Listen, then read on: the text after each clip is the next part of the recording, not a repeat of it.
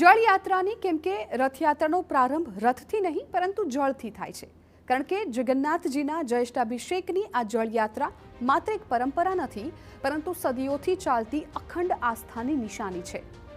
અમદાવાદની ઐતિહાસિક એવી ભગવાન જગન્નાથજીની 149મી રથયાત્રા પહેલાનો સૌથી પવિત્ર પ્રસંગ એટલે જળયાત્રા।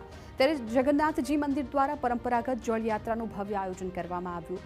જળયાત્રા નિજ મંદિરેથી પ્રસ્થાન કરી સાબરમતી નદીએ ભૂદરનારે પહોંચી, જ્યાં વૈદિક અને શાસ્ત્રોક્ત મંત્રોચ્ચાર સાથે 108 કળશમાં નદીનું પવિત્ર નીર ભરવાની વિધિ સંપન્ન કરાઈ।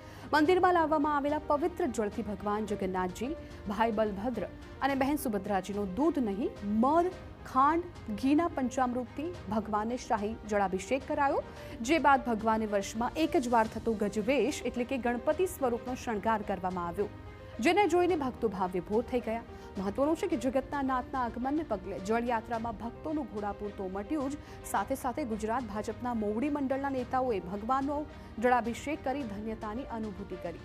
ત્યારે આજે સાંજે 4 વાગે બહેન સુભદ્રા અને ભાઈ બલભદ્ર સાથે ભગવાન જગન્નાથ તેમના મોસાળમાં જશે અને 15 દિવસ માટે મોસાળ સરસપુરમાં આરામ કરશે, જ્યારે અષાઢી બીજના દિવસે ભવ્ય રથયાત્રા માટે નગરચર્યાએ નીકળશે।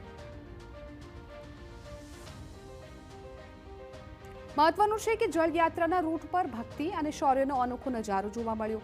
જળયાત્રામાં વિવિધ અખાડાના કરતબબાજોએ પોતાના હેરત અંગે જ કરતબો રજૂ કર્યા છે। જુદી જુદી ભજન મંડળીઓએ પણ પ્રભુ ભક્તિના ગીતો અને ધૂનથી સમગ્ર વાતાવરણને ભક્તિમય બનાવ્યું। ત્યારે ભગવાનની પધરામણીના પગલે મોસાળમાં પણ ભક્તોમાં અનેરો ઉત્સાહ જોવા મળી રહ્યો છે।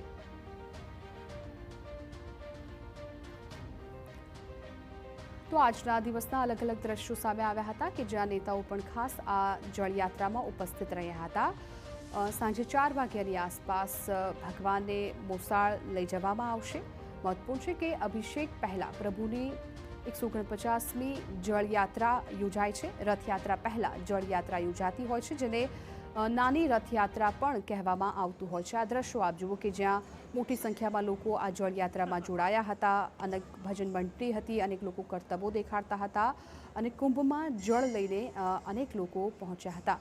સોમનાથ ભૂદરે શાસ્ત્રોક્ત વિધિથી આ પૂજન છે કરવામાં આવ્યું હતું।